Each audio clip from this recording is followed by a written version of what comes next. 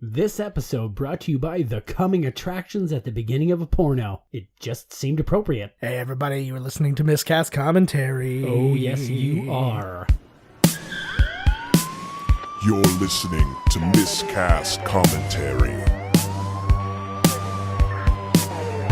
where two guys have seen way too many movies and have way too much time on their hands. I have come here to chew bubblegum and kick ass. And I'm all out of bubblegum. Now here's your hosts, Joe Finley and Todd Murray.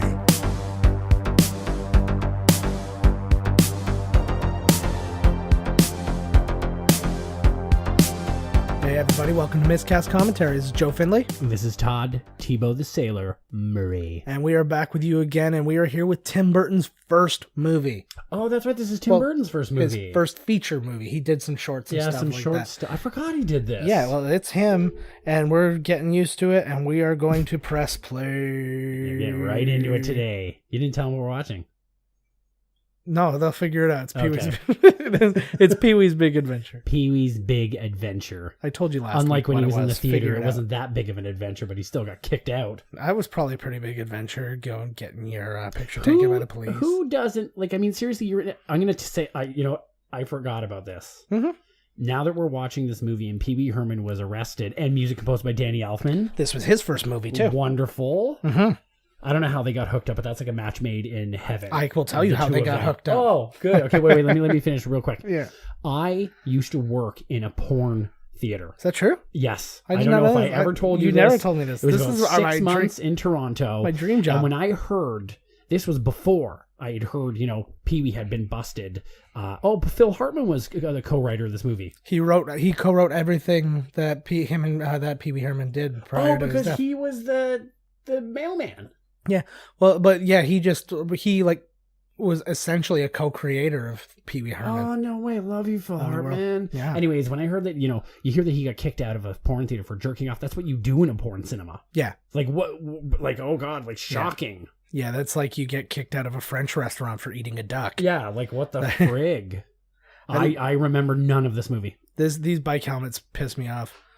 There he goes, Pee Wee. I love. What's funny because he's got the old vintage bike. There was this company in California that made these bikes, and this wasn't a very high budget film, like all things considered.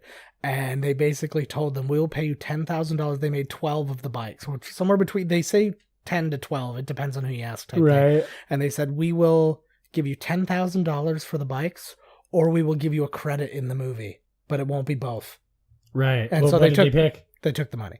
I'd take the money too. They took the money. Well, but the idea was that, hey, if you this is an advertisement, and if this becomes a successful movie, then you'll be a big bite. Yeah. You got to think about it like that, right? Yeah. I honestly think, like, in hindsight, taking the credit might have been better. Well, that's like when they say, hey, Nicholson, you want to be the Joker. You can't pay me my $20 million. I'll take a percentage of the take. Yeah. And boom. And then for a long time, he was the highest paid actor. Yeah, I didn't know this was in France. Made $90 million. This is not in France. Oh.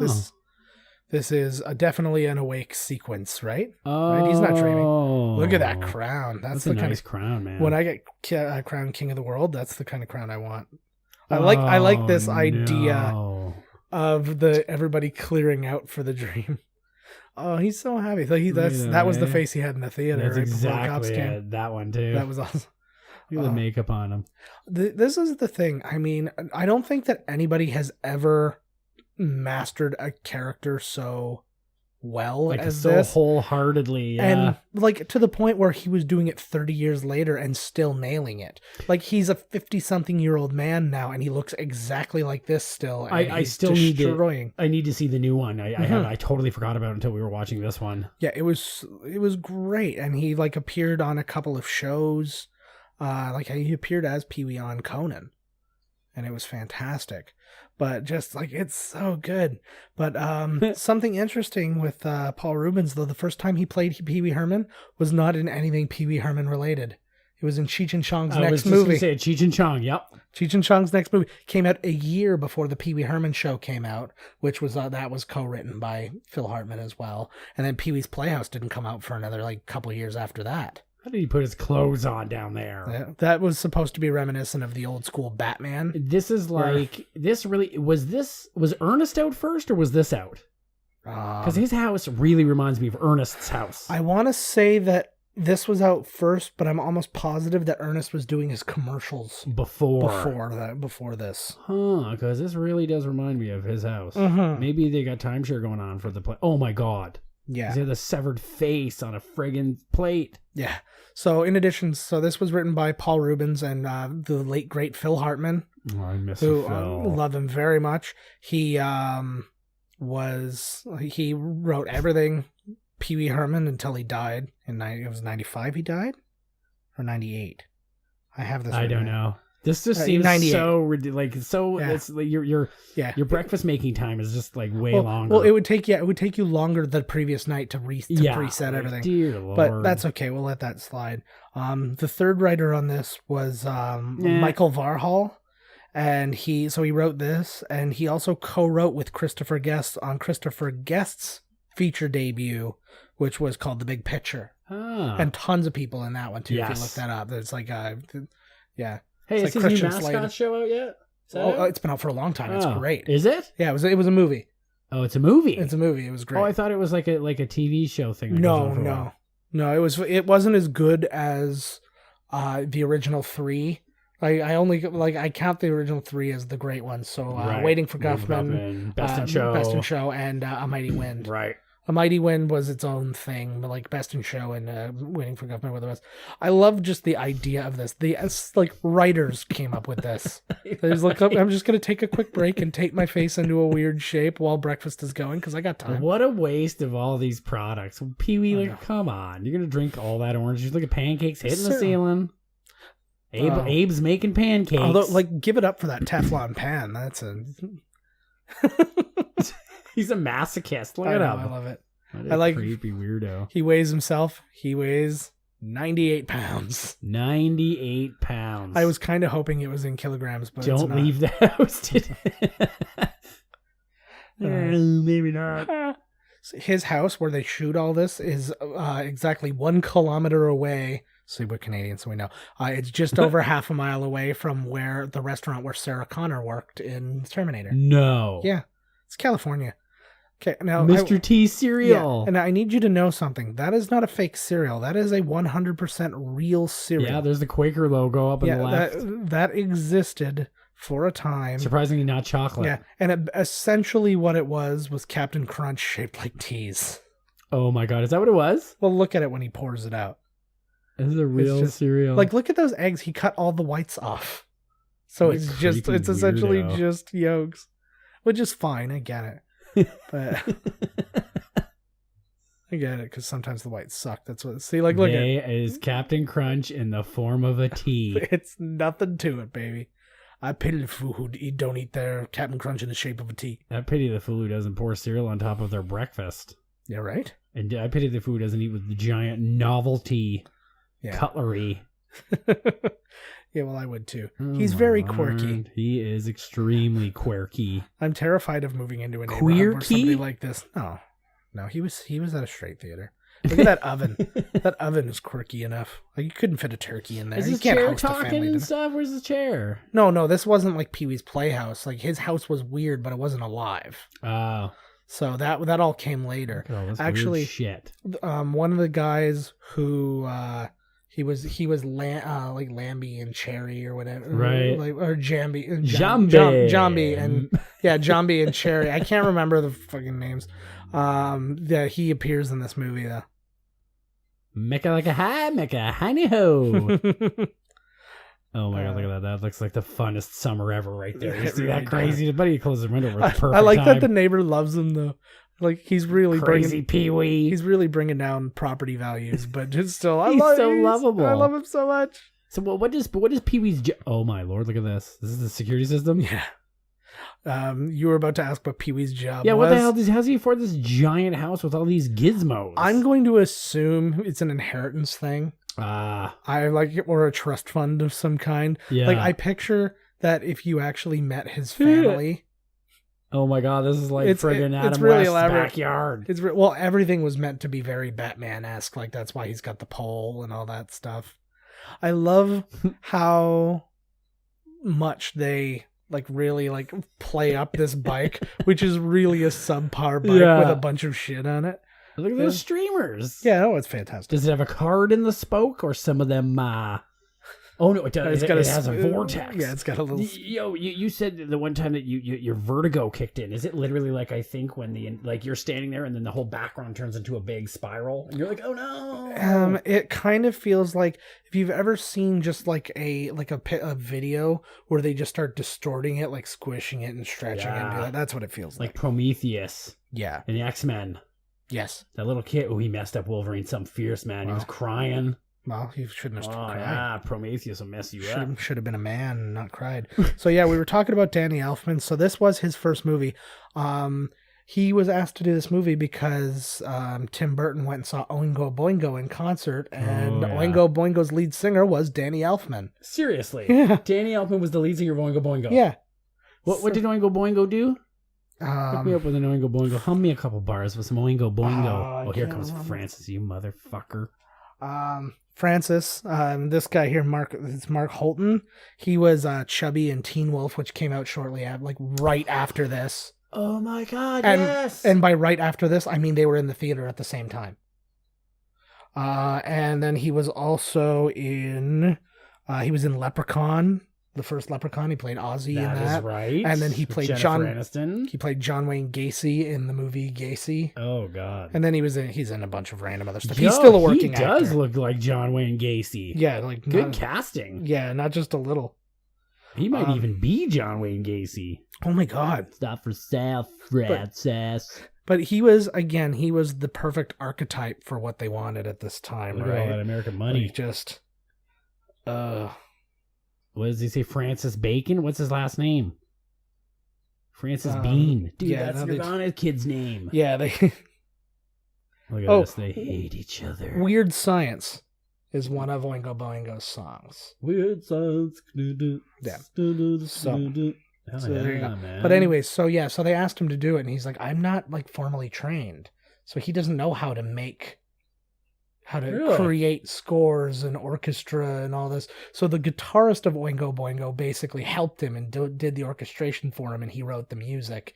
So that's this, and then he basically used that as his on-the-job training moving forward. So two guys from Oingo Boingo did the music for this and became one of the biggest film scorers of all time. Is the guitarist still with Danny Elfman? Like, do they still team up to do these things, or did Danny Elfman go, now I know we can do fuck off? I think it was really just an I'm helping you out kind of thing because they asked you to do this. I think it was a one-off, but again, I don't know for certain. I don't know that he's not involved in like the recordings or anything like that. Because like, how do you didn't go in there and then now suddenly like he's good, you know? Like he does all these scores, right? Like, yeah, well, and that happens sometimes. I mean, like, what's his face? Freaking Eddie Vedder started scoring movies. Freaking Trent Reznor started scoring movies. Yeah, Trent Reznor does a good job too. Let me tell you. Yeah, you can always tell a Danny Elfman score when it comes up, man. You know what I mean? They're always good, but you're always like, oh, is this Batman? No, it's no. But if it's a Tim Burton movie, it's definitely a Danny Elfman. Damn right, it's Danny. I'd be offended if it wasn't. Tim Burton is the king of loyalty to people.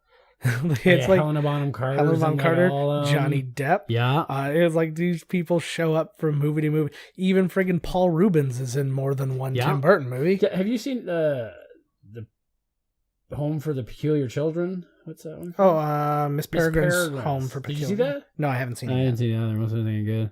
Look at those kids laughing. I still haven't seen Big Eyes either. I'd like to see Big Eyes too, but I haven't watched that yet. I love. It's so good. Do that, kids. Those cool bikes they got laughing at them. I think this is probably the movie with the most bikes in it. Is that a motor? Is this like a moped crossover? No, what's with the back? I think it's like a saddlebag. Yeah, I think it's a saddlebag. It's just a hard. This is like the craziest place I've ever seen. This is where Pee-wee's not allowed to be anymore. Yeah, look at all them kids. That's all right though. He wasn't at a park. Yeah, no, exactly. He wasn't. He's right. He's fine. And you know what? He's had a really interesting. If you look him up, he's had a really full career still. Like you feel like all he's done is It's Pee-wee Pee-wee. ever. But he was in, like, people who know him a little bit knew he was in Blow and obviously Mystery Man. Oh, he and, was great in Blow. Yeah. And he is really, really good in that kind of stuff. He's also a voice actor. He's done tons of stuff. He was actually, what's interesting is the ride Star Tours at Disneyland and Disney World. He was the voice, he's the voice of the robot. That's like when you're like waiting to go in, the RX-24. Why do you get paid for that kind of thing? I don't know. It's probably pretty lucrative. Like, I wonder if it's like a commercial, like if it's there after the third year, do I get another check? There's probably something to it, or is right? it just one giant paycheck? This thing's here for as long as we want. You got paid. I'm willing to bet there's something to it because I know Robin Williams was the voice of the alien escape thing, and then they replaced it. Oh, that's right. But the There's Elvira. Alien Encounter. Yes, that was the Elvira picture. But yeah, so what was I saying? you Elvira me out of I think no. So he was the voice of RX-24, and then Star Wars Rebels, the show, the animated show that's on right now. Good show. They brought that character into the show, and he voiced it then too. Oh, cool. Yeah. So I mean, he's been doing a lot of. If you look at his IMDb, he's actually got quite a lot going on. I like that. Like, he is a real improviser too. You can tell, like, if you just gave him a chest full of props like this, he would kill. Like, that would be like a stand-up show to end all stand-up shows. Totally. It's like, forget about Carrot Top making up his weird, like, these are nunchucks and it's two nuns with a chain, like that kind of thing. And they're throwing up on each other. Like, literally him just putting on those glasses and like, what? Like, that's funny. That's hilarious. He kind of reminds me of Martin Short as Ed Gremley? Yeah. Yeah. Oh, I'm sure there's a little bit of that in there. Oh, yeah, totally. Like the skinny suit.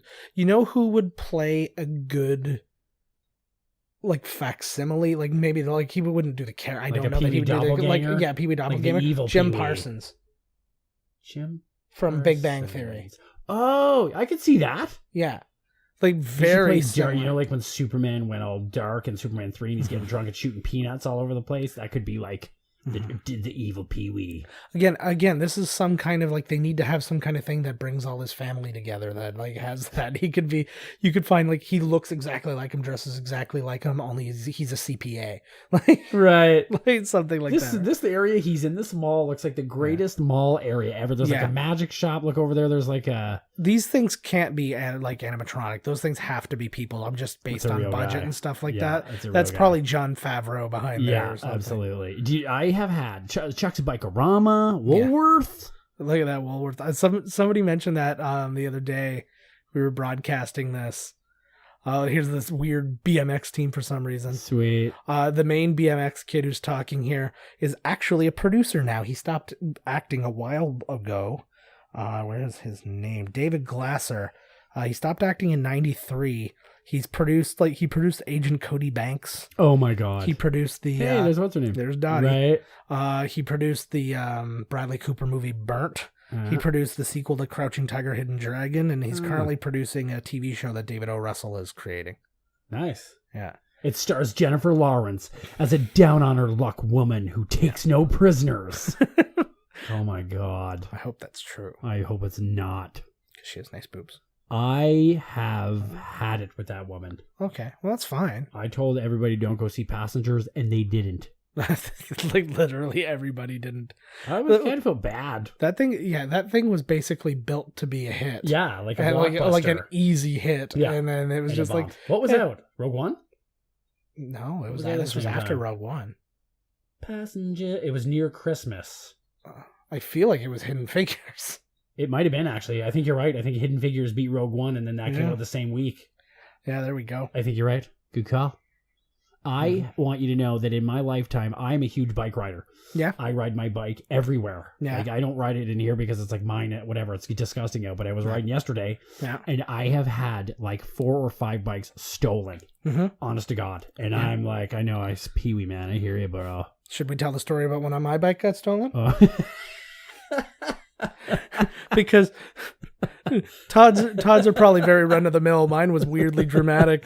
We went to go see Spawn one day. We can never watch that movie. Just by the way, Yeah. to let you people know out there, we can never ever watch the movie Spawn. That is a cursed movie. Spawn cursed us, and what happens? I'm going to go through this quick because we got the movie to deal with. But Yeah, that never stopped us before. yeah, true. But the we went to go see Spawn. Todd's uncle shows up. Basically, what had happened? Backstory: some kid in our school pulled a knife on him at school. Yep. Todd found him. He's like, "Oh, you're not so tough without your knife now," and just smacked him a couple times. Yeah, he didn't like do Beat anything the bad. snot out of him or anything. No. So that occurs, and then our good friend. My uncle shows up. Yeah, your uncle pretty shows much up like, and you're going to be arrested. Yeah, there's like the cops are at our house. Yeah, the type cops thing. are waiting for So me. like, you have to go, and Yeah. I was like, go figure that out. I'll come see this with you tomorrow. I promise. Like, we'll just deal with it. I saw the movie, and it was a shit fest. But I had promised to go see that it. happens, or you tell somebody like, I promise you, I'll go see this movie with you, but you lie and you go before. Yeah. And it sucks, and then you have to go and sit in the movie again. Yeah, but this time I just didn't want to wreck it for you. That's a good friend. So man. I was like, That's a good okay. friend. And then so I come out and my $1,100 bike was stolen. It's gone. It was like this like really nice Yep. rally. Like back when they didn't like when no bikes had shocks on them, this had the front and back shocks, and like it was a big deal. And it got stolen, and like I just it was This is what happens. Destroying. Look, this is what happens when your bike gets stolen and you have to walk does. home. the unicycle guy doesn't bother me that much because that's pizza guy. I saw a guy literally one day just riding a unicycle like that, like not With like a pizza? No, not with a pizza, just for like, oh, I've got to get from Just a point A to point B. unicycle. I've seen it recently too. Was That's- it in St. Catharines? No, this was in Niagara Falls. Okay. This It was a was- huge wheel. Like it was a really big, huge, thick wheel. The yeah. one I saw. No, this one looked very standard, and I was just like, you're using that to get from point A to point B. Like, what a waste of goddamn time. Oh yeah. Well, no. The thing is because he's trying to be one of these. Like I'm so different. You know what I Yeah. mean? Like I'm so look at me drive my unicycle. It's like a I'm hipster. the exact People need to new ride age hipster. those big wheel ones. Those ones like where it's the giant. I wheel think with they the- need to make big wheels for big kids because I thought they were the best. Dude, pulling skids. Yeah.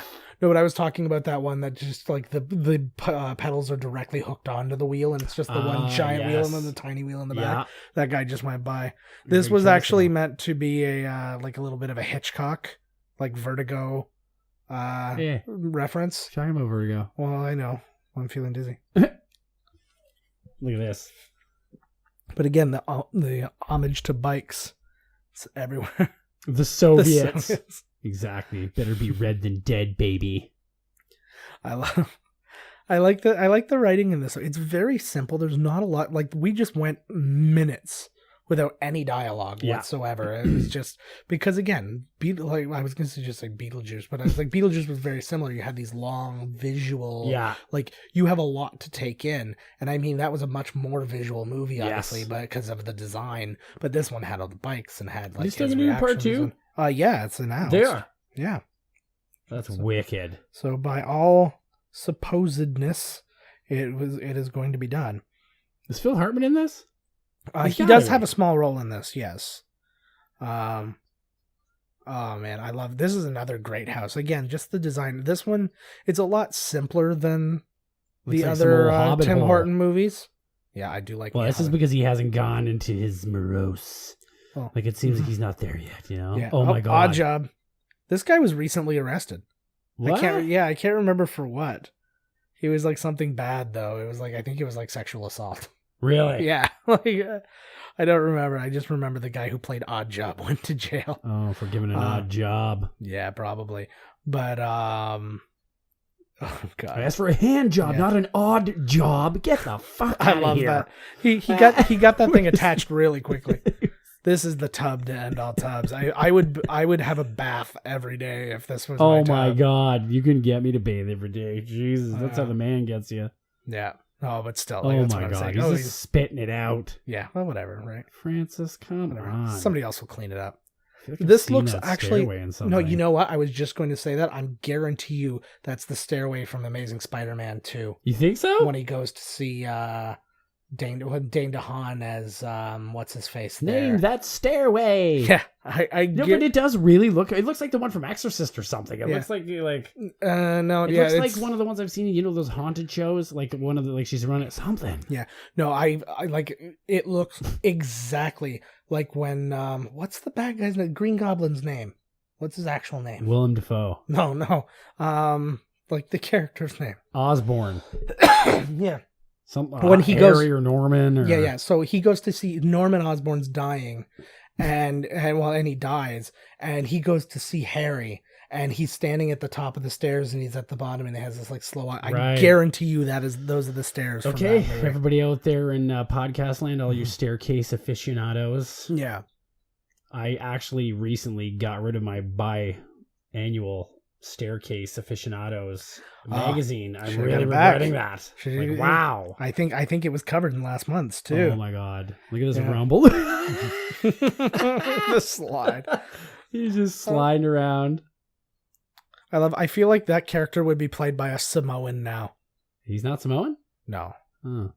I think he's Japanese. I don't know. Oh, they gotta wear the suits, eh? I want to have my own like rich guy onesie. Yeah. Oh, he's so good in this character. Like just those faces and like that. Look at he's all wet. He could play like he would have played like Louis Anderson in the Louis Anderson story had like Louis Anderson like fallen apart at this time. Yeah. Did Louis Anderson win an Emmy for Baskets? Yeah, he did. Yeah. He plays a woman, not a transgender. He just plays he is a woman, and he plays dude's mom. He plays Galifianakis. Yeah, he plays Galifianakis. I always liked him. I thought he was dead. Oh no! Louis, yeah, not Galifianakis, but Louis. Yeah. Well, yeah. I thought that was the only way that you switched hosts of Family Feud. Let's play the feud. Tough for answers are on the board. Get Steve Harvey. Actually, no. There were several people between him and Steve Harvey. Before Richard Carnes, John O'Hurley, Jay Peterman from Seinfeld. Oh yeah, Jay Peterman. Yeah. He was terrible. Yeah. Oh, let's settle our differences over a piece of gum. You remember when people used to solve their differences over a piece of gum? Yeah, that's why like Juicy Fruit was such a big commercial. Oh my god! Remind Papa Shango got to him. Papa Shango. Why? See that wasn't happening to the. Why was the older actor freaking out? Because it wasn't happening to him.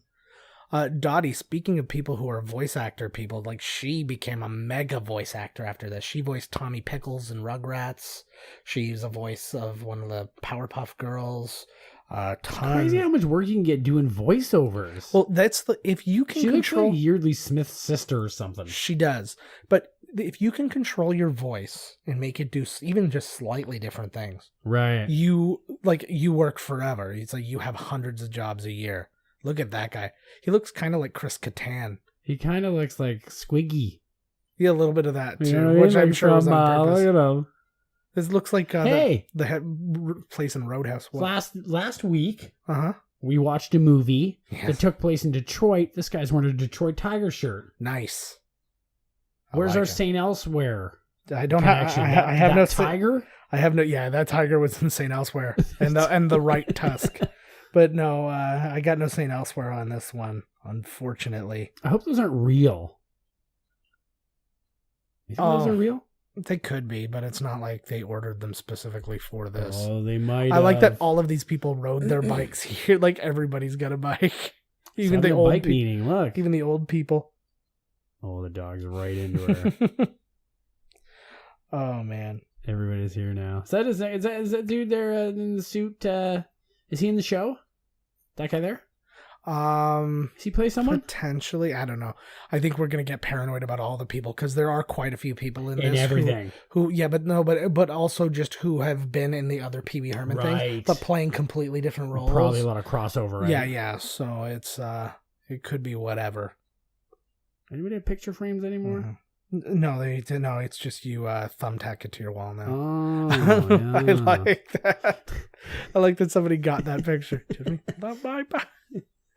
Oh man, he's a certain. Look at the hair on that guy. He's a certain kind of. He's definitely like on that autism spectrum. Who's? Yeah, I have no idea. You think that he's got a little bit of the autism in him, eh? She does look like Yeardley Smith, eh? Yeah, she's again. It's just that young '80s thing. That's Yeardley Smith from City Slickers. Yeah. Like, I'm late for my period. You know. I love the BMX gear. The guy's on the ball all the time in his BMX gear. I love this. What's the significance? I don't know. He really gets everybody in. Oh my god, they're still going here. He's so good though, because like there's no Pee-wee where like there's no ebb and flow to his energy. It's always at like, if it gets low, it's at like 98.6. Yeah, exactly. You know, it's just if like it gets low, it's at 105. Yeah. He's like, I'm going. Now I'm gonna amp up. I hear you, Pee-wee. This guy knows how to act. Look at him. This guy should have been. Oh my god, yes. This guy should have been Billy D. Williams. Oh my god. Oh, he's lost. He's losing it. It's Pee-wee. I want to see Pee-wee in more stuff. Yeah. Well, that's the thing. He tends to just show up. Like, he was actually something he was brilliant in, and this was not that long after the whole theater thing, was Murphy Brown. Oh, yes, that's right. He was a genius on that show. He was played he like secretary or something? Yeah, because like her big thing was she always got a new assistant. Right. And like every episode, and he was on for a while, and he was like evil, and he was like he like kept like screwing people over, and people would just like disappear type thing. Like, he was Kramer. Did Kramer end up on Murphy Brown on Seinfeld where they're like, hey, it's Kramer. Yeah, well, it was the episode when Kramer went out to LA, and then they thought he was a serial killer. Yeah. Give her a break, girl. Is that his girlfriend? Yeah. No, she it's like to be his girlfriend. It's like his love boof, interest. His boof from Teen Wolf. It's like just the girl who they've known each other forever, and they should be together, but they're not together. They're not. They're just friends. They're platonic friends. They're platonic friends. Just because they're male and female doesn't mean they have to get together. It really does. See, oh god, yeah. my brain. I love that. The scene earlier, we missed the scene already, but the scene where he comes in and he falls on the bikes and all the bikes collapse. He had the flu during that scene, so I can only imagine what that felt like for him. That must have been awesome. Because he had to come in and just like go, oh, I love this. See, actually, that thug was Danny Elfman. Oh, no way. Yeah.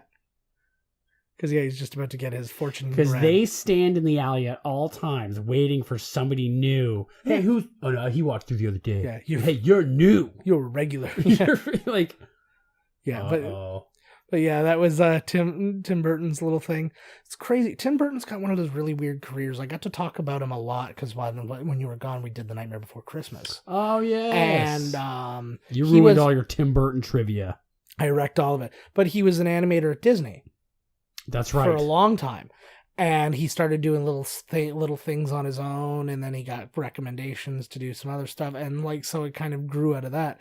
So it's interesting to see, and that's why he was able to do Nightmare Before Christmas. He didn't get to do it under the Disney banner. He did it under like the Buena Vista banner. He didn't direct Nightmare Before Christmas. He didn't know he produced it. Yeah. He like created it, and like he his did story all and stuff. I love that movie. Yeah. So like it's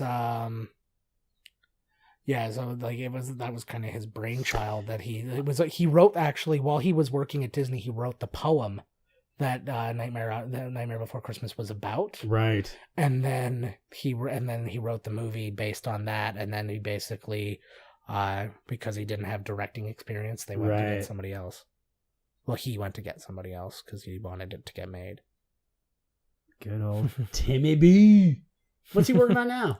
Timmy B? I don't know. Some with Johnny Depp. He has a project going too. I didn't look up what it was though. But yeah, he's one of those guys, and it's just crazy. And he can just work constantly, and he's kind of, as much as all of his movies are known, he's always kind of under the radar. Like you forget about Big Fish, you forget about like Big Eyes. Well, you have to do movies like that, or else people would be like, "Oh, all you do is make remakes of like blah blah." Yeah, you're just weird. I went to, what's crazy is that literally. Mm-hmm. That's crazy. What's the number of the day today? The 8th or the 7th? The 10th. On the weekend, on Sunday, I went over across the street from the gym. Is the hotel, and it was the psychic fair. Oh, it was a psychic fair, man. I went in. It cost you $20 to go in there, and then nothing even happens. I went to that psychic fair. You went to it. I went not this year. I've gone to it before. It was in the same place, and Carrie was paid like $20. Yeah. They didn't give me anything. Yeah, well, we had like a deal. I love that he's got the big thumb, but the idea was like Carrie was just like, oh yeah, let's just go and check it out and see whatever. And some guy gave us like a sample reading, and he's like, you're like this and like this, and it was kind of whatever. And I was like, okay, thanks. And we just moved on, and we did a little like walkabout in the place, and then we were sitting for a little bit, and then I heard the voice, and he said like word for word the exact same thing. And the person's like, tell me more, and I'm like, you are so full of shit. They need to have like I was really disappointed because like I had spent $20 just to walk into this tiny room with sidekicks and gemstones, and I thought it would get something for my $20, like something, but no, literally just to walk in, and I was like, this is bullshit. But I always thought like there should have been some guy in the corner pointing, and you're doomed. You know what I mean? It should have been way more. But it has to be they have to pick one person a day. Yeah, Zartan should have been there. From Big. Zoltar should have been there. Like I was like, this is bullshit. Yeah, it was basically some people who read cards, some people who read palms, and then go home. And there was a lot of really young women getting readings. I was like, oh God, like what the hell's happening in here? Young women are always into astrology. It's not this specific group. I don't think, I think you're right. My girlfriend's right into it. She's on the line all the time. Actually, let me take that. I don't have ladies out in podcast world. When I say my girlfriend, I mean my left hand. Yeah. Okay, so don't be tuning out, because the heartthrob T's not floating your boat. You got it. Yeah? Tebow. Yeah. No, I got a girlfriend. She's going to kill me now. Todd's got a girlfriend. Tebow the Sailor is swinging free. That's right. We should have a show, Tebow the Sailor, but it's like Ed the Sock. That'd be good. All the girls in the hot tub. We should have Ed the Sock on here. This is what I was going to say, okay? Because we were talking about Tim Burton. You're starting to sound like you're on cocaine. And we was watching RoboCop. Yeah.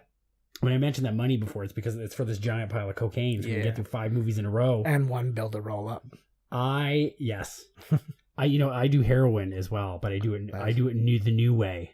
I use the same needle every time. Oh, good. But a different designer belt. That's a great idea. I like to switch it up. It's a little bit more expensive, a little bit less hygienic, but that's just the way I like to do my things. Yeah. Anyways, what I'm saying is I'm going to spend a shit ton of money to put myself into the other Tim Burton movie you watched. Oh yeah, I was jealous of that one that you watched. That there's gonna be a re-edit like when George Lucas keeps coming out with the fucking Star Wars. He's probably still calling Disney. Wait, I'm not done. Wait, we could release a clip. We could release a clip of that sometime if you want to come in. I'll play the commentary over it, and you just interject, and we'll do like commentary over the commentary. Well, yeah, that's what I mean. That's specifically what I mean. Is you'll just sit there and you'll act like you're part of the conversation, or you'll just talk over us like, forget you guys. We just ruined it. You have to cut that out of this. We can do that as a surprise. Well, there's no. This is live. This is the only way to get across the border. He said that he based this on his sister, so I feel really bad I really feel really bad for his sister. And he's not talking about the woman. He's talking about the guy there, the hippie guy. Yeah. My memory of this movie made me think that was Jimmy Smits. It's not Jimmy Smits. Let's just all be very clear about that. It's not him. Look at him. He looks like who is that guy? It's Jimmy Smits.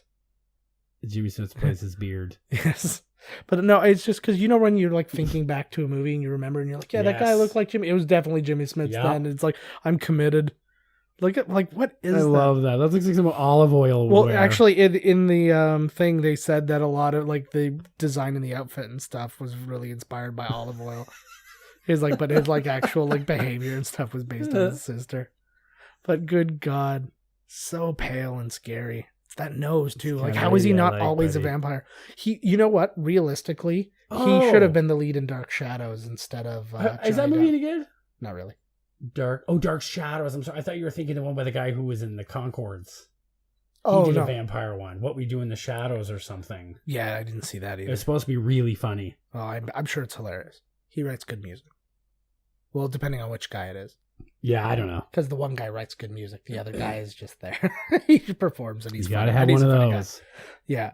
Well, one of them has to be like the talent. I keep thinking scenes from the other one are going to come up. Yeah. From Big Top Pee-wee. Well, it's hard when like you've seen like again we've seen these movies like both of them 15 Like years so, ago. this one roughly. It's definitely just- that. I've seen RoboCop like on TBS. Yeah. Years ago, but this one it's been a long time. Did Tim Burton do Big Top Pee-wee? No, I don't believe he did. I don't know who did Big Top Pee-wee. Oh man, no, that's something to look up, brah. Yeah. My God, That's information we can find. It's fun, yeah, because when you watch this and then it's very much one of those movies, and I've been finding it more and more where I love the roadsides. The roadsides are so the squigglies falling rocks. And it's such a cheap scene to do. Like they're probably just sitting in a studio. Oh my standing God, still. yes, it's just black. We learned how to shoot this when I was in school, and it was literally just like two guys just running back and forth with lights. And we actually brought my car into the studio, but Right. you couldn't just drive it in, so we actually had to like pick up the car and move it like on angles. I love all this. How far they're falling, eh? This is the best. I love it. He's like nervously still laughing, eh? Like, Well, what else would you do? Yeah. Right? Oh, that's fantastic. what did they steal that in? Where he rips the top off and goes flying into the air? Oh, I don't know. Probably Like, every all other the movie. parasailing, like one of those fucking Fast and the Furious 12s. I was gonna say it was probably like one of like the early '90s Bond movies. It was like the last ones that Roger Moore was in, type thing. Is anybody who actually tells you that they're a loner or a rebel? Yeah, I think the only other person who did do it was what's his James face? Dean, maybe. No. Some call him a loner, a rebel. Michael Richards in Problem Child, because he says almost the exact same movie. Did we miss the scene? Was this guy like, I just broke out of prison? Yeah, He's like, what were you in there for? And he's like, that mattress, that tag that's on the mattress? I cut it off. Is that him? I believe so, yeah. So this is the guy who did it. Joe Randall Kleiser. He directed Grease. Oh, look at some animated scene. Yeah, this is great. This is like, I don't even know the point. Jeez. I I feel like when they do this kind of shit. no, you know what though? I feel like this was just something they forgot to shoot, Oh, so then they had to throw it in. and make so it they're all just neat. like, well, I'd like to get it in there, and then they just did the eyes, and they're like, oh, I know a guy can animate, and we'll just do the eyes, and it'll be cheap and fast. I like when they do stuff like this, or like when there's a Muppet character, but nobody says like, "Hey, that guy's a Muppet." You know what I mean? But everybody's a regular, but there's like a one Muppet that's hanging on him or something. Like in this style. In this style of movie, it's necessary. It's you see, like on the top left, there was like a mountain lion just kind of looking around. I was looking at the bottom right where there was like a ram. There's a couple of fake ones too in Yeah. there. Well, yeah, I'm certain that they. I want to go on an adventure like this No, because this is a real safe one. Like, there's no people aren't shooting and getting killed, and we don't know that because he was driving in extreme dark. he probably is a There. serial killer. Oh, there's Large Marge. Oh, truckers, eh? Paul Rubens told this woman as they were finished shooting this, they're like, no matter what happens with this movie, everybody's gonna remember Large Marge. It's true. It's like everybody, and he actually, and they did like a DVD, like an anniversary DVD commentary for this, and he said that shortly before she died, he came across her again, and she had thanked him for saying that and stuff, and he's like, it was totally true, wasn't it? Like, Yep. the worst. If you pay special attention to her, she does not blink during this entire scene while she's telling this story. She does not blink one time. I wonder if that was her character acting, or if they were like, "Don't blink; it makes it creepier." Yeah, exactly. What's interesting is the story she's actually telling you is 100% based on the song Phantom 309 by Red Savine. Oh my God! That's the ultimate. Turn away, eh? Yeah, that's The the ultimate, and just the ultimate in what's his face in Tim Burton effects. Like that is what everything looks like in a Tim Burton movie. Like something right out of like an old white zombie booklet, like the pictures Rob Zombie would draw in there, right? Exactly. Like something right out of Splatoon. It did. It looked like the old guy. I don't know if you ever played Splatoon. What a great game! Look at that hair. Cackles. The cat. Yeah, I do love Tell some him cackles. Large Marge sent you. You know what's good about this movie too, man? A lot of women. Yeah. And you see the one cop was a black lady. Yeah. I was like, this is good stuff. See? This right here, man. He's going to go in there and he's going to run into that little retarded boy talking about them video games. I was just going to say, do you remember where we last saw Look at this? But this. I guess you do. I want you to know right now that this is the only scene of the film that I remembered, and I was waiting to say that. And look, there's the video game. I that totally ties it all pre-play. together. They should be in the background playing. That would have blown your mind. Even if, like, because if this came out after, that would have been the best if they just got kids dressed like them because it's just the back of their heads. Large Marge. Oh, Jesus. Every person in here, a regular trucker. I didn't see him, but apparently Tom Berenger is in this diner. What? Yeah, he's just like in the background. Do you remember this guy? Hey. He's in Beetlejuice. He's the caretaker in Beetlejuice That's who tells right. them where there was Tom Berenger. I just missed him. He literally, you barely saw It's him. just the side of his head. There was the top nothing of to his see. head. It was like, I think he was just there. Tonight's the anniversary. Mm-hmm. And again, all this guy does is give you creepy exposition. That's his job. See, this is the guy that we needed inside the psychic fair. See, you can see, he's got like a trucker cap on, like really low. Yeah, you did need one of those guys. Yeah, in the psychic something, fair. right? Mm-hmm. It needed to be more gimmicky. Like, it took itself too seriously. See, he's right behind him. There's Tom Berenger. He's out of focus. I'm telling you right now, that is definitely Tom Berenger. What the hell is he doing over there eating? He's waiting for what's it called? Why can't I remember the name? A Major League to start. He's got lots of stuff. Oh, look at her. They're just superstitious. She's looking at what she likes a man in a bow tie. Yeah. The bow tie killer. That's Simone. Interesting thing about them, they were in another movie together, another Tim Burton movie.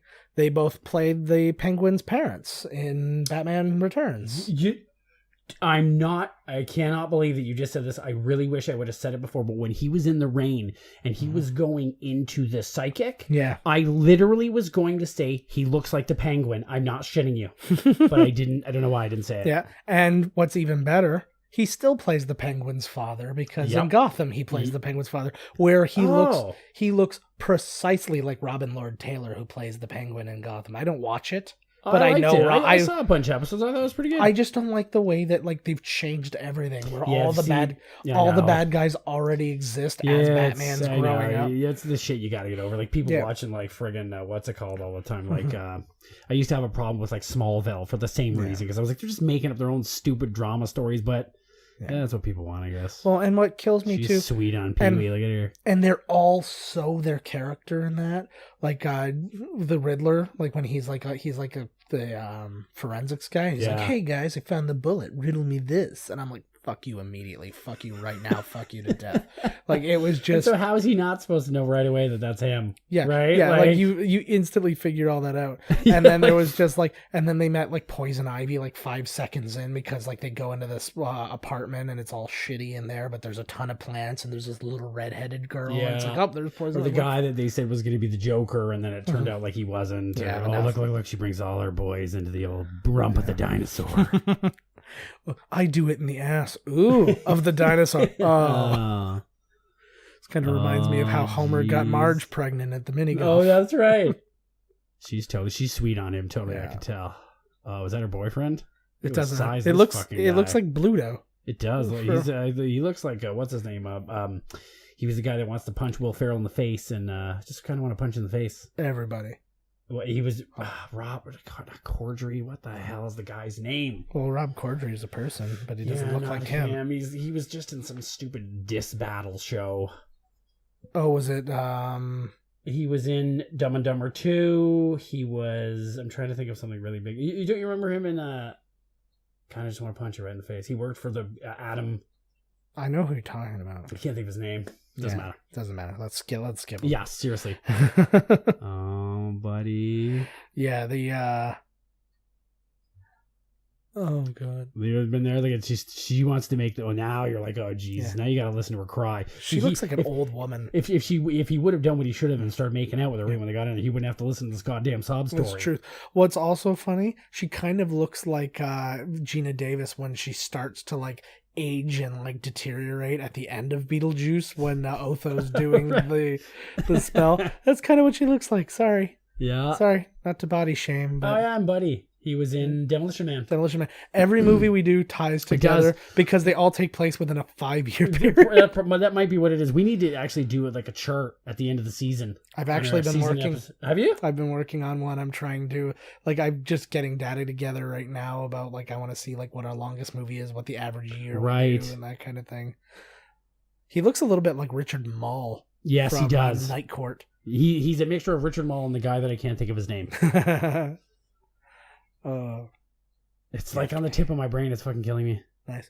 I like this is one thing that happens with that I like with Pee-wee. He's very much like a lower stakes. He's a lower stakes Forrest Gump. Yes, he's changing people's lives, exactly but not making them billionaires or or famous or dead along the way. I like that they changing lives. I like that they took the time to build out that tongue and all that. He's a listener. He's a good guy. He didn't do what most dudes would have done, which was rip a bone off of a prehistoric museum gift shop sign and beat you to death with it. I think he's going to do that, or it was his plan to do that, but now the bone's not available. She is pleasantly happy now because she thought the same thing was going to happen, that she was going to go get banged, and then they were going to drive off into the distance, leaving her, but no, he listened. Yeah. He helped her. He cares. He's playing the long game because he's on my way back, I am going to tear that shit up. Oh, yeah. Where you want to go? You want to be, would you rather have sex in the ass end of a T-Rex or the brontosaur? Or... the safety of the underside of a brachiosaurus makes me very happy. I'm trying to figure out what kind of bone that was. So guy was not in femur, shape. Bro. You're gonna hit nobody. Well, it looked like a femur, but of what? Oh, like it's human. Yeah, that was a human femur. Yes. Oh my God, minute balls femur. Yes, it's shattered easy too. Nice. You see that? This gigantism disease. I like shatter. The bindle is my favorite useless prop. Is that the sack over the? Oh, the bindle. The Simpsons uses a bindle more than any human has used a bindle. What? Yeah, that too. But that's one thing, and again, that was a big John Swartzwelder and Roger Meyer type thing. Those two writers of The Simpsons would constantly make somebody have a bindle. They loved it, eh? Yeah. Oh my God, here's more stop motion. Yeah. Yeah. See, you can. What's great about Tim Burton is it took him no time to find his voice. No. It was all a matter of money. Yes. It was just this is the money I've got and this is what I'm doing and now I got more money. I'm just going to do more of it. I always wondered, this is his first movie. Yeah. What do you have to do as a director to prove to these people that you can do it? Well, he has he directed a bunch a couple short movies and shorts and he was, he had experience and he knew people and it was. This guy always plays a homeless guy. Always plays a homeless guy except the one time where he played a flat person in Beetlejuice. That's right. Yeah. In between the wall. Yeah. Between you and me, I'm feeling a little flat. That's right. That's what he says. Look at that teeth. He's like a real homeless guy. Yeah, he's definitely. I don't think he's been aware that he's been in any of the movies. I love the idea of this homeless guy riding the rails singing like he's not, shitting himself and crying and freaking out about, his kids or whatever happened in the past that made him a homeless guy that rides the rails. Well, because you're sucking in constant diesel fumes. Do you think you're really thinking about? Oh yeah, Pee-wee's just like. It's the only time he gets down. It's just can you guess what is the worst word he says? From an adult situation kind of that. What is the worst thing he says? He says it in this movie. He's already said it in this movie. Frig. No. Crappy. They say, get another bike. I don't want another crappy bike. It's swearing for him. Yeah. And everything's bigger in Texas, Pee-wee. Yeah. The Alamo. The Alamo's a fun-looking building. I don't want to go there. No, I want nothing to do with. A friend of mine was just in Texas. She went to Austin and did a bunch of that stuff. And Austin, I'd like to go to and all that stuff. I don't want to go to these places so they can just go, yeah, we're Texas. Jan? We're the best. Yeah, it's Jan Hooks, who improvises basically her entire role in this movie. Another person who appears in multiple Tim Burton movies because she's also in Batman Returns. Yes, so I like her. Yeah, she's great. She's another person, another Saturday Night Live alum who knew exactly where her role was. I'm going to take these little roles off to the side and I'm going to nail them every time. I'm not going to try to be the head of like the wife in a sitcom or the, busy working mom type thing or try to do like these movies. I'm just going to show up and every time you see me, you're going to recognize me immediately and know that you're in good hands. That was like early Will Ferrell and Amy Poehler. Like when you're watching, what was it? The Pick of Destiny. Yes. And like Amy Poehler's there and she's got like a black eye. I just like movies like this one where you write the movie so that every character is funny. Yes. You know what I mean? Where it's not like one guy, like Jim Carrey's the only guy in the movie that's funny. That's like, like Anchorman or this, where like every character, like every line is just ridiculous, Absolutely. Well, it doesn't have to be ridiculous, but you know what I'm saying? Where everybody gets a little piece. It makes it funnier. Oh, absolutely. It's, the funniest movies are the ones where not the person's not the funniest. It's the things going on around them. The situations are the funniest. It's like everything is nuts, and then his reactions are funny. Like I'm the straight man, and all the shit that's how the crazy characters around me are what's making it so awesome. And you can still have jokes in those circumstances and still be a funny and weird person. But you're not the But otherwise, like that same character in a not crazy world would just be annoying as shit. Yes. Like it's just...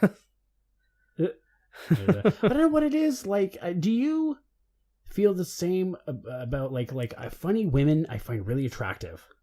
I do. Yeah. Like they don't even have to be necessarily attractive. If I find them funny, I'm like, man, you're hot. Yeah. She looks like Margot Kidder a little bit. She does. Right? She's attractive. But it's all the same things. It's if you find certain qualities attractive, then... Like Catherine O'Hara. Jesus, do I find her hot? Catherine O'Hara, she's really honestly funny. Yeah. I don't find Amy Schumer funny, so I don't find her hot. No. I apologize to everybody out there in Amy Schumer land. I'm not really. Yeah. Although she's in a movie with Goldie Hawn. Which Snatched looks funny. Yeah, like I like Goldie Hawn a lot. I like Amy Schumer sometimes, and then other times I don't like her. Like I watched her show. Yeah. And there's some sketches that just blow me out of the water. Yeah. And then there's some sketches where I'm just like, whatever, I don't give a shit. Yeah. And it's not like the subject. Daddy's going for it. Not Dottie, Simone's going for it.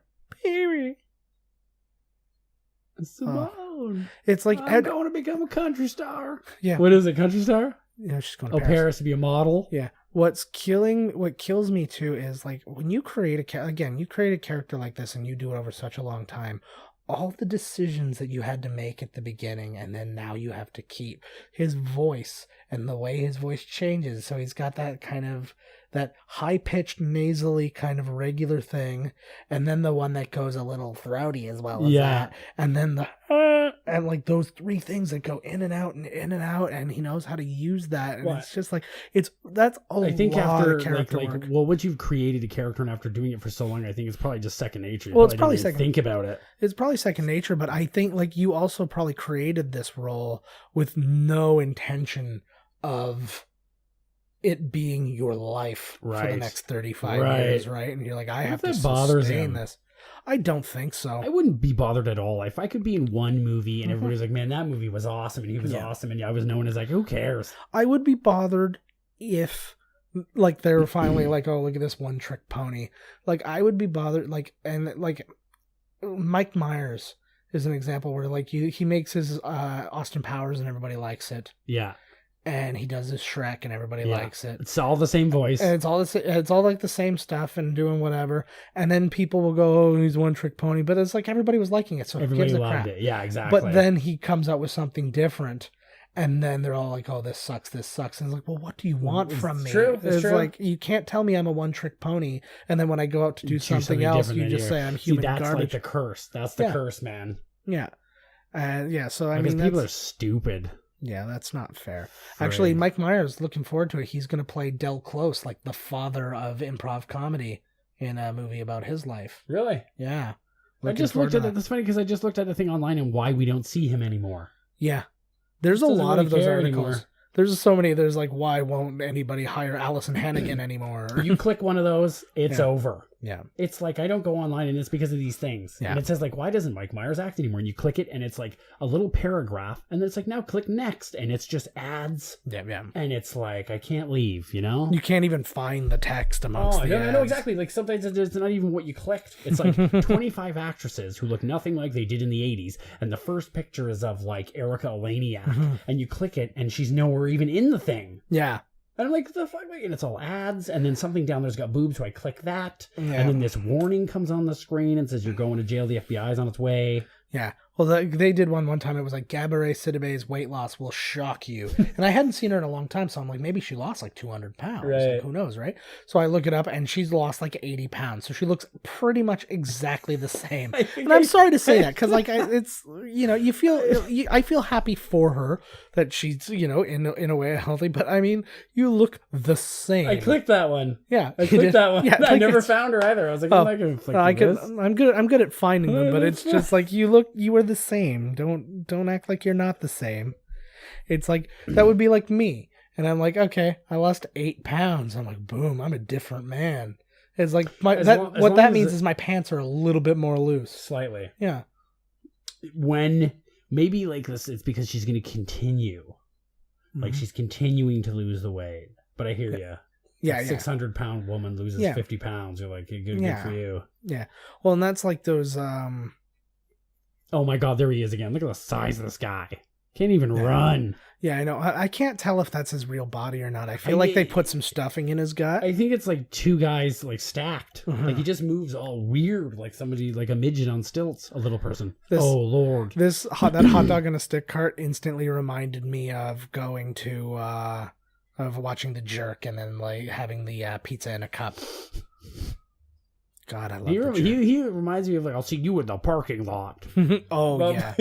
Yeah. I agree. The Jerk is my favorite comedy of all time. Yeah. And I watched it with somebody, and they like never laughed at all. I couldn't believe it. They were like, what's funny about this? I was like, well, are you insane? Well, even back in high school, I was such a Steve Martin nerd. Like, I was watching like Dead Men Don't Wear Plaid ones that nobody was doing. And then I also had, I still have all of his plays. I have The Underpants. I have Picasso at the La Panagio. Oh, that's a good all one. those ones. Like, I've got all I had those. the books like Cruel Shoes and... Yeah, you had his essay books. Yeah. And his essay books were hilarious. Yes. What was the name? One was Cruel Shoes, and there was a newer one that was really funny. I can't remember. The one book of his I haven't read is his like autobiography about his life in stand up. Oh my God, it'd be amazing. I would love to. It's out. It exists, and it's been out for a really long time. I should read that actually. I don't really like to read biographies all the time, but I love Steve Martin. I would totally read that. I love reading biographies. Like even if the person himself isn't that interesting, if they were surrounded by something interesting, like Jay Moore's Gasping for Airtime. Yes, that sounds like a good read too. Actually, I've got it. If you want to borrow it, it's fantastic. I could do that actually. Yeah. I read this big, huge book on SNL. Yeah. And it was like literally like just the thickest book ever. And it was through all the years, everybody talking. Yeah. And it was not like, I wanted the dirt. Yeah. You know what I mean? That's what the book said it was going to be. And everybody you could tell was like skirting around the issues. And I wanted to hear all the dirt on Chris Farley and stuff. I knew I'd start crying, but I just still wanted to know. Yeah. And I wanted to know what they really thought of Chevy Chase and all this shit. And they never really... Actually, good stories about Chris Farley in the Jay Moore book, actually, because when Jay Moore was there, Chris Farley came back to host. Right. And he was getting calls from him, and he's like, am I funny? And like it was like that kind of... I believe I heard these stories. Yeah. Well, it's all in his documentary now, too. I think it might have, yeah. Yeah. I laughed my way through that whole thing. Yeah. I love Chris Farley. Dead or alive. I'm laughing. Yeah. It was good. It was a really good story. And I didn't realize how many, it's one of those things too. You forget how many people came up together. Like, and they're all at different levels now, but you see these guys who's like, oh, that guy he came up with was a writer on Conan. Oh, that guy, like, I can't remember his name, but from Seinfeld, you know the one episode where they go to the party and he's the guy who like gives everybody the job at the party. He's like, yes, you're on the music. Yeah, and he's always like doing the guns and the winking gun type thing. He was one of the guys who came up with him, and they were really close friends. And Bob Odenkirk came up with him, and they were in Second City together. Yeah, Bob Odenkirk said that the pinnacle of his career, and this is Bob Odenkirk. Right, starring in things, writing things. He said the pinnacle of his career was seeing Chris Farley do the skit he wrote, which was A Man Down by the River. Yes, and he said that was the best part of his whole. Isn't that crazy? Yeah, it's not crazy. I can totally understand that because it's so iconic. Satan's helpers. Oh, something we didn't talk about. We were talking about the Super Bowl a couple episodes ago. Many episodes ago, maybe, depending on when this gets released. But did you see the live commercial? No. Yeah, dude, there, Adam Driver. He was in a live commercial, I heard about and he this. came out and they actually said what the score of the game was, type thing. And then everything started going wrong. Like they go to shoot, and then it's like it all That's explodes. the point of it, though, right? And and it was Snickers, and it was like life goes wrong. Like Was it life a good goes wrong ad? when you're hungry. It was really quick, and you didn't even realize what was going on. You're like, oh shit. Why do they look more like pirates?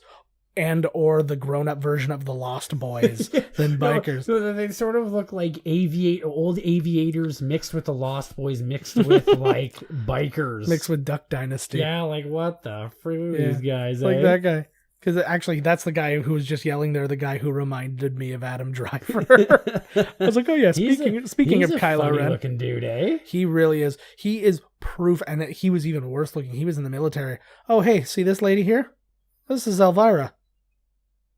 This is Cassandra Peterson. That's Elvira? Yeah, this is Cassandra Peterson who plays Elvira, which is why the Elvira I would recognize picture. those tits anywhere. That's how you knew her, right? It wasn't by the face. No, I read earlier she plays Biker Mama, and there's no way that's not Biker Mama. No, she's that dude with the aviator hat on. She looks really different now because she was at, again, we've said this a million times on the show, she was at Niagara Falls Comic Con last year, and she looks so different. What do you mean? Well, because she's not Elvira, and she's not Elvira. She's an older woman. Oh, now. she didn't show up as Elvira? No, she showed up as herself, and but you can get like good looking lady. Yeah, but then when she gets Elvira'd up, she looks like Elvira. She look like exactly like she did when 20, she started 30 years it. ago. Like it's just, and I mean the my stuff. God, how many times did I have to watch Elvira, Mistress of the Dark, because of my sister? You watched it a lot of times. Oh my God, a lot of times.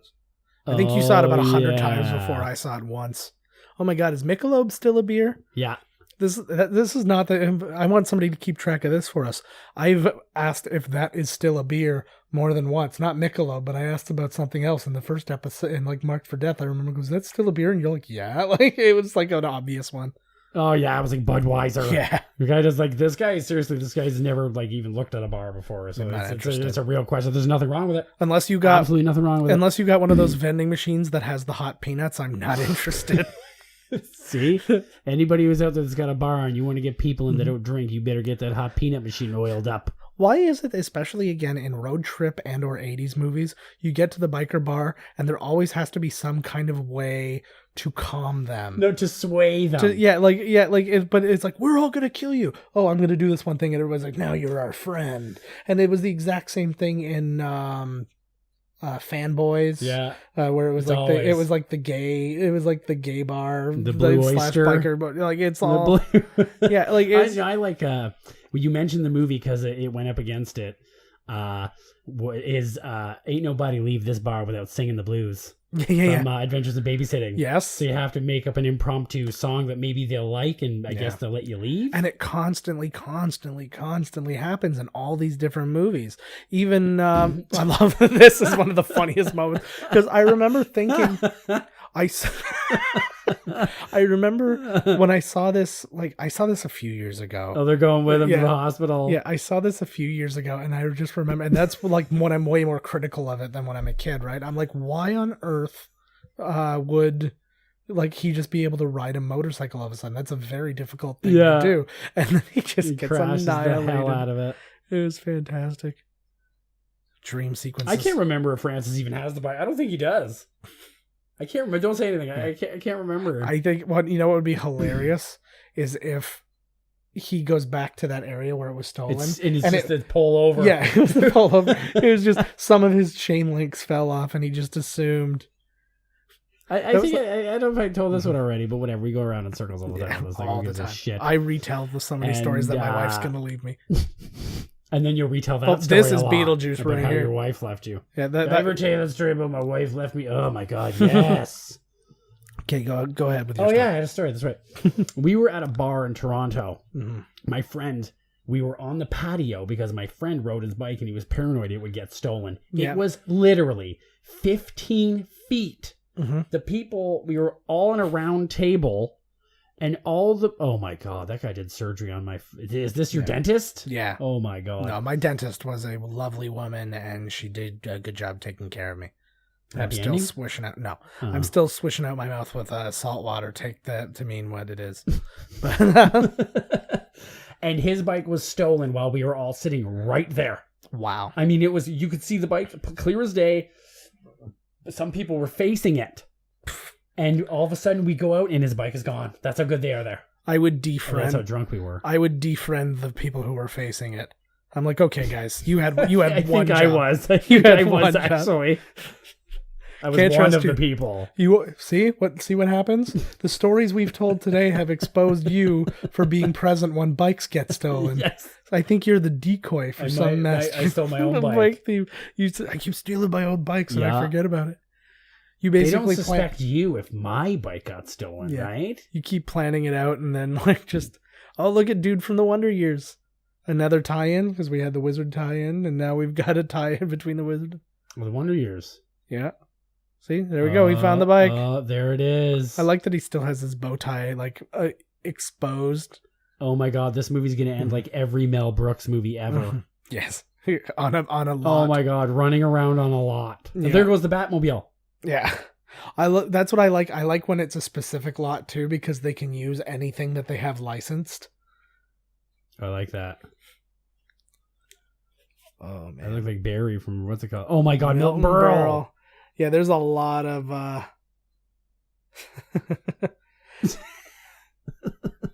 Milton Berle, he's one of those guys who's definitely so dated on the time. Oh, that Yeah, was how like was a that weird. It walking was like around? a weird stormtrooper Yeah, or kind something, of thing. eh?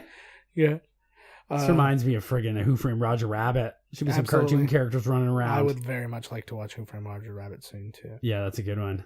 Yeah. See, Imagine- there's there they those are. There they guys. are. That looks like something out of a almost Dracula in Bram Stoker's Dracula. Kind of Only it was toy. kind of had like Yeah. sinews on it or something. It Yeah. had like you know what I'm saying? Eh? I wonder if those are the guys from Argo, like the script that never got made. Oh, Type this thing, is like- Battlestar Galactica or fucking Flesh Gordon. Flesh Like Gordon. very penis shaped. You remember when we stumbled on that bad boy? Flesh Gordon? Flesh Gordon. It was Oh, like, and it yeah. was just like lasers started hitting. Everybody started having sex. I'm like, we're watching this. It's happening. The sex rays. Oh yeah, it was something else. I blame the sex rays for lots of shit. You know, I do. got my penis stuck in one of them quarter machines where the peanut M&Ms come out. Nice. Sex rays. I got my penis stuck in one of those. You know those when you like deposit or when you donate the coin and you let it like spin around. Oh and around. yes. I don't ask me how, but I'm stuck there. Sex rays. Sex rays.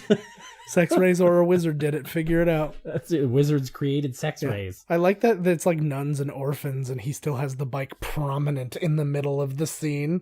He's like, I just keep it near me. You know, it goes.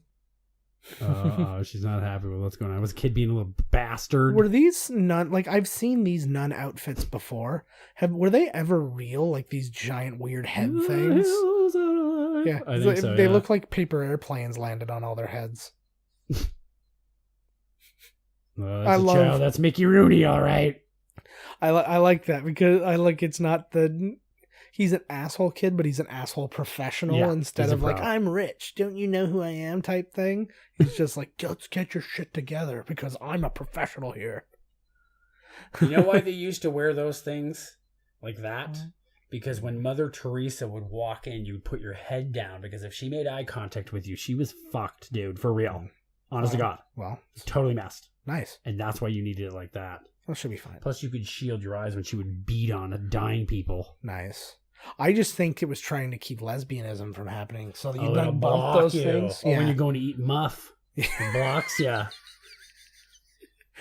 That's exactly It's it. not even that I'm that immature. The idea of like girls going down on each other. It was just the use of the word muff.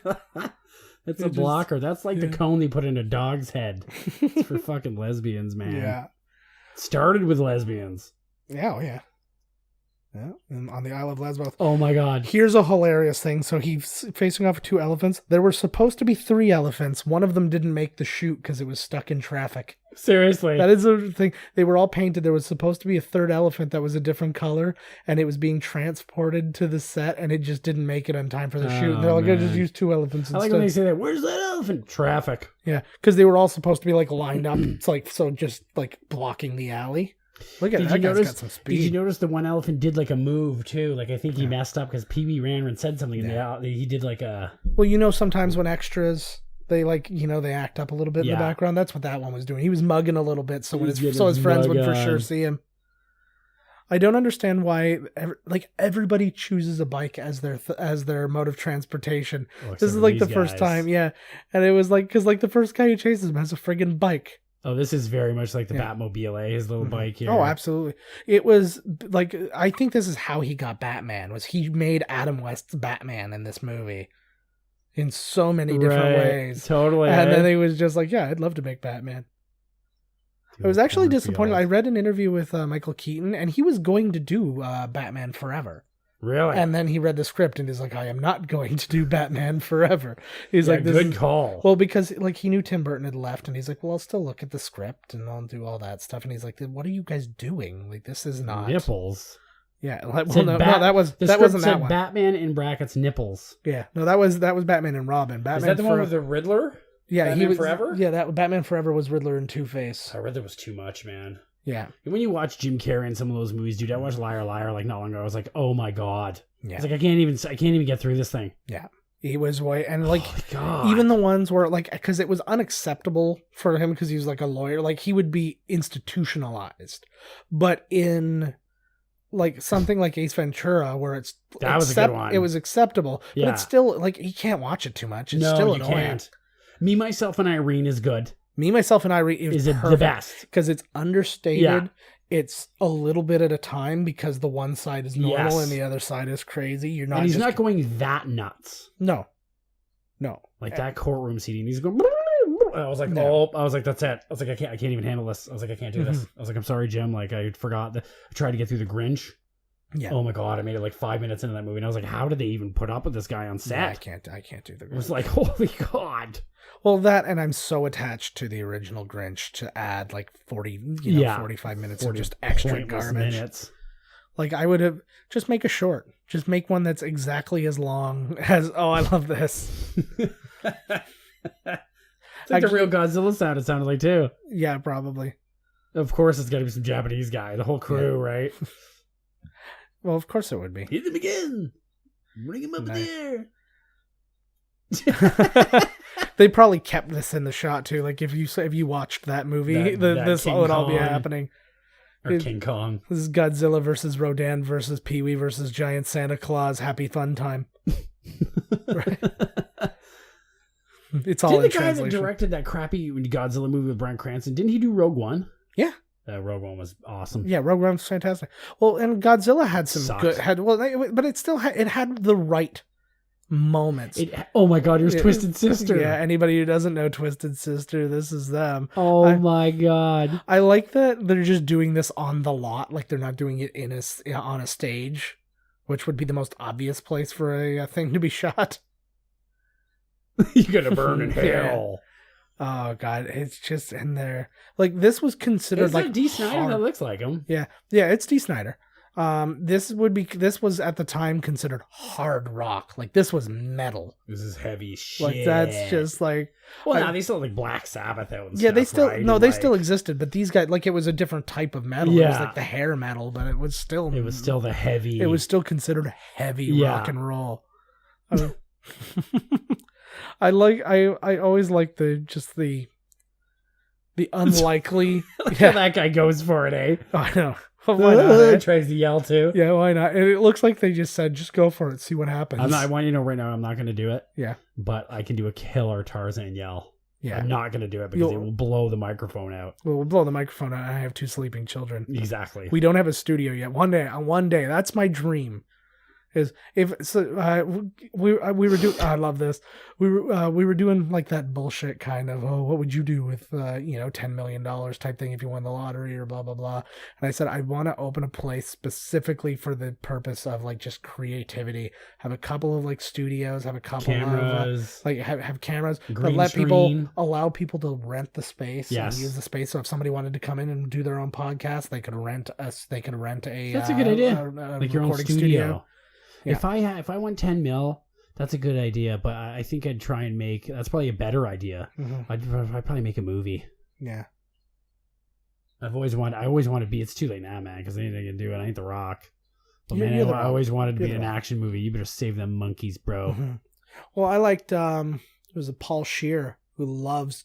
He loved bad movies and he loved like crazy Nicolas Cage. Monkeys helping him out. I know, and he loved crazy Nicolas What's Cage. with the pink dog? Well, you gotta have a pink dog, but He said, you better get me he the fuck actually, out of here, buddy. yeah. So he loved crazy Nicolas Cage, and he got in a movie recently with Nicolas Cage, No and he got way. to like, and he's like, "Hey, man, I'm doing it." The old bulldog. And then whenever those dogs do their own stunts, is that fake smoke? Because Yeah. these animals could be hurt. No, they're all dead. That monkey's probably going to do Nah. something real bad to that None of them dog. make You're going it. to watch out. Everybody was talking about that movie, A Dog's Purpose, and whatever. Oh, yeah, what the frig? They Well, were like apparently, drowning a dog no, or it something? apparently never happened. It apparently basically like they just took a like, picture of the dog in the water and then was Yeah. like, it was all over TMZ. It was like a little bit of footage, but apparently like there was a third party investigation outside of all that, and they determined that it was. I saw that it was the all story on kosher. TMZ. Yeah. And I was like, do I stop looking at this picture of Ariel Winter's boobs? Or do I go over and look at no, it never happened. It just never materialized. Didn't happen. Yeah. You just kept looking at those boobs, going, "Those boobs are the sister of Pugsley Adams, You aren't got they?" that right. Pugsley, yeah. Yeah, her brother played Pugsley in the Adams Oh Family my movies. God. Yeah. See, this is why I'm Oh. here, man. That was good. I was like, what the first? What are you even talking about? It doesn't even make sense. It does. It makes total sense. Wow. You better save them before they This, bro. It was a wonderful monkey helping out, eh? Again, it's overkill scenes. Like, it's one of those comedy rules. If anybody doesn't know this comedy rule, you go. This is Still, my it keeps favorite. going past the snakes. No, this is what. And he faints. Yeah, it's the best comedy is when you go overboard to the point where it's not funny, and then you keep going until it's funny again. Like fucking Family Guy. Oh my God, buddy, you're stepping on snakes, bro. That snake Yeah. got away in the sewer. Yeah. This has got animal rights Yeah. all over it. And the reason I don't think it works for something like Family, like a lot of people love it, but I I mean, hate it it. doesn't work for me for Family Guy, is specifically because there's not enough time. You can do that in a movie. You can do that in something that takes a couple hours. You know, you Yeah. can't do that in a 22-minute show. It's like you can't have a 1-minute joke where you're just blinking at each other and then somebody finally says like cornhole, at the Yeah. end or something like Yeah. Yeah, like write your own material there, guys. that. Well, that was still my favorite joke. I'm sure I've said it on one of these episodes, which was in The Simpsons when Right. they're looking at the Italian criminals, and it's like got like Sideshow Bob and all these different people, and then they open it and it's Peter Griffin, and it says and underneath it says plagiarismo, and then they flip it over and then it's American Dad, and it says plagiarismo. Oh, she just went for a kiss? Yeah, She's got good in that dress. Yeah, she looked really good in that dress, and it's very Charlie Brownish. If you It is the kinda stripe Charlie piece. Brown deal. Oh my God, that was just Tango and like Cash yes. back on the force. That reminded me of like where you been keeping yourself. This from Predator. This drive-in is actually the same drive-in used in Greece, so it's got like lots of Greece tie-ins going It's on. a fucking greasy place, man. Yeah. Oh man, the Let's drive-in go is to my the lobby. favorite thing. I know, I do too, Okay, man. guys, shout out to the Canview Drive-in in Font I Hill. love the drive-in. I take between going with my wife or going with my kids or whatever, I go like 8 times in a summer. Oh my God, you got to bring me with you, man. Yeah, I'll go. Nobody wants to go to the drive-in Well, with me. I go, like, I also work nights, so it's like sometimes I've gone by myself to the drive-in. Because I'm like, oh, I'll go see these 2 movies and just waste some time just so I can stay up late. Yeah. Because I've got I to like stay up when late. it's like the holiday Sunday and they show 4 movies Dusk till in dawn. a row. Dusk till and dawn. one of them does not belong in that 4-pack. Yeah. And it's the like, one you really want is the last one. It's like 3 family movies and then The Ring. Or something. The Rape Town. Like, oh. yeah, they're nuts, but they do the retro ones too. I took The They do? I took Abby, at the end of the season because they only get like a couple of new movies, and so the rest of them the rest of the screens they cover with retro. Oh, that's wicked. And around Halloween, I took Abby to see Monster House and Gremlins. Sweet. So is it cheaper? No, it's the same price. But it's still cheap. Morgan Fairchild and James Brolin. You see Morgan Fairchild's hair right there? That's what my hair looks like. Yeah, when I grow it out. Yeah, and wash it. Yeah, there you go. That's the father of Thanos right there. There he is. Pee Wee Herman. It's awesome. P.W. Herman. Oh Jesus, ninjas! I love it. This is exactly how I want my story told. Chops. James Brolin too. If anybody's not watching it, that show Life in Pieces, he is killing it on that show. He's good. I like him. Everybody on that though. Diane Wiest is like the funniest person in the world on that show. She is. It is a fantastic. What's it called? Life in Pieces. Life in Pieces. It's all about one family, but it's told in 4 short stories. Ah. And it's really good, and it just it covers what's going on with this part of the family, but it's not all necessarily interconnected. And sometimes it is, so but it could be years later, years before. No, it's all taking place around the same time. Okay, but it's not like what they're doing has any effect on what's going on everywhere else. Right, like you might see in the first one where the two people are having a fight, and then you might see in the fourth one how they're keeping their distance from each other now, but no real mention about the fight to each other, right? He just tried to break that convict out of prison, and that cop had no problem with it. Yeah. Well, because, I love his bad actor. Watching a good actor be a bad actor is absolutely hilarious. Right. Because you got to do it proper. Yeah. And it's difficult. It's like, well, because I want to just play the scene, but now you have to act. His lips are moving with that. He's bananas good. Like, it's so good. He looks right at the camera. That's just a lot of... Like they turned him into like some James Bond kind of a character, eh? Yeah. That's how it was, man. That's how it really was. That hot dog looks fucking awesome. It does. There was a hot dog that I saw in... it was like... There was listing like the world's... She already knows French. Well, of course she does. Well, it's French immersion, man. You catch it quickly. Right. Anyways. But this predates Rosetta Stone, where she would have learned it in a month anyway. Right. But this episode brought to you by Rosetta Stone. Learn French in a single month. Oh, these guys are like fancy bikers now. Oh my god, they look like Dr. There's T from the Electric Mayhem. Who the fuck? Oh, I love it. He's giving snacks to everybody too, man. Well, he probably, for selling the... This is where all his money is now, right? Because he sold his rights, and if this movie does well, that's money in his pocket. Still got milk duds. Yeah, little budget talk on this. So this was a $6 million budget, made $40.9 million, so gigantic hit. Debuted at number 3 behind Back to the Future and Summer School. Oh my God, Summer School was number 1. Yeah. Mm-hmm. Sweet. No, Summer School was number 2. Hey, Back to the Future was number 1. But here's the problem. It was number 3 for 6 weeks. Wow. All 6 of those weeks, Back to the Future was number 1. Wow. So the first week, Summer School was number 2. The second week, Volunteers was number 2. And for the next 4 weeks, Teen Wolf was number 2. So Back to the Future and Teen Wolf were back to back. It was like Michael J. Fox was killing it. But then so was Chubbs, because he was number 2 and 3. That's right. So, Chubbs. Yeah, man. He must have been the fucking king of the world in those days, eh? Mm-hmm. Got 2 movies in the theater right now, babe. Well, when you watch Teen Wolf, you see that he's like partying and he's like getting in between the girls' boobs, and I'm like, he was getting women being like the fattest guy in school because he just owned it and he had these killer shades, and it was awesome. She's fancy. Those are so Yeardley Smith. I was gonna say that's so Madonna and Like a Virgin. Oh, it is very. There's Phil Hartman. Oh, there he is. I miss him more than anything in the world. He was a genuine genius. Yes, agreed. Everything he did, be it overdone or underdone, was exactly the way it was supposed to be. Every impression he did was amazing. Yeah, but everything was exactly the way it was supposed to be.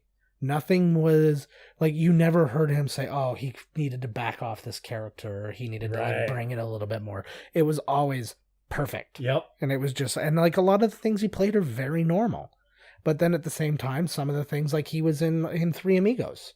when he's just like, all he does is like make those phone calls, take the Amigos' clothes and stuff like that. Right? Like, right. I love Three Amigos. What a great movie. Another one of my favorites, and another Steve Martin written movie. And Lauren Michaels wrote some of that too. I think, oh my god. Yeah, Steve Martin and Lauren Michaels wrote the movie. Well, it was Steve Martin's story.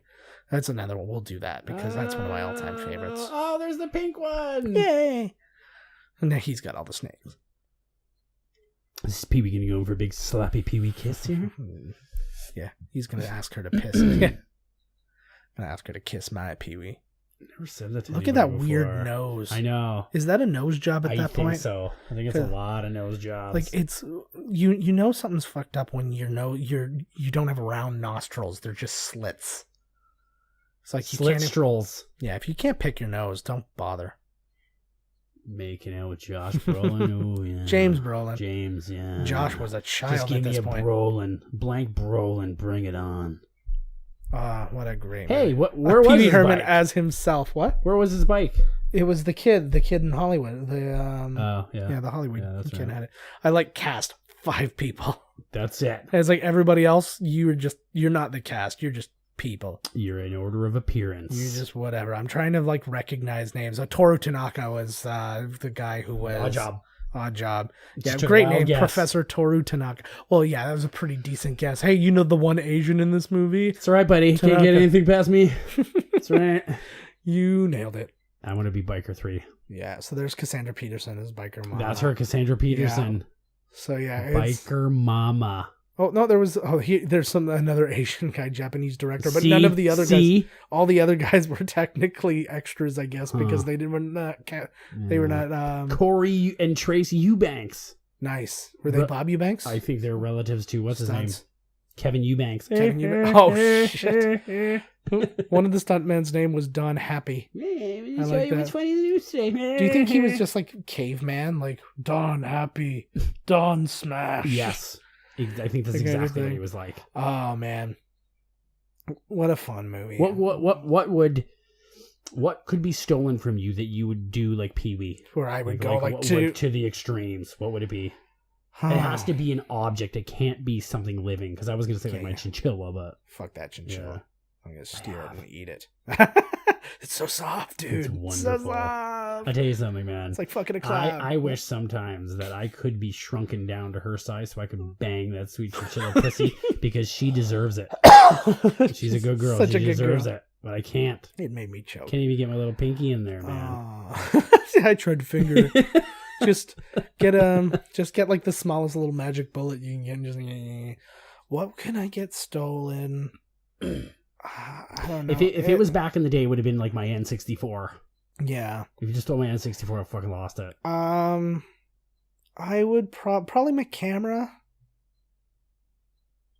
I think you know what mine would be. I think I have a penchant for like old cards. Like Garbage Pail Kids, Dinosaurs Attack. I go to the flea market to buy them all the time. And if somebody stole my collection, I'd probably lose it. I don't know why. I don't know why. That's the one thing. People collect things. I just like these stupid cards. I've got a bunch of I had a bunch of really interesting football cards. I was like, I'm going to try, because I had collected cards so long ago. You had that big coil too of uncut. Yeah. Do you still have that? No, it got so damaged. It was you like stuck stuck that in on something, man. All my best stuff is gone.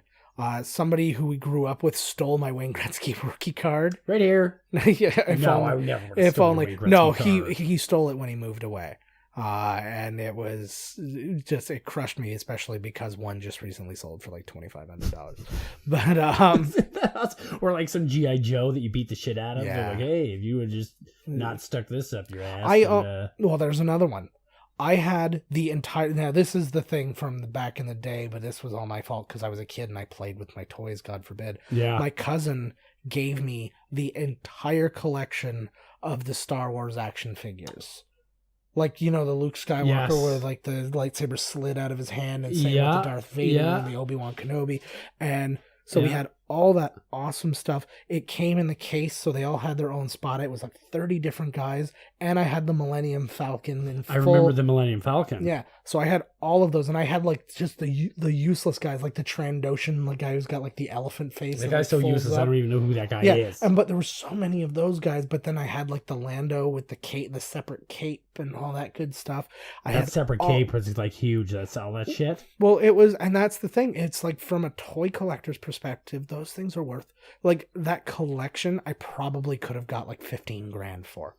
How do you know though? Like, I guess you're going to be that nerdy guy that like buys 2 copies of something and keeps one aside. Yeah, like... yeah. Well, as a kid, you have no idea that. Right? Well, because nothing was worth money back then. No, nothing. So it was like that, Not kind of thing. Lives. But the last one I had was my Darth Vader, and he had a really long lightsaber, and I remembered that. And my one cousin got mad at me. I had him, for some reason, I had him with me at a park. We were like playing with toys at the park. It was like one of those camping places. Yeah. And like a koa or something. Yeah, kind of, yeah.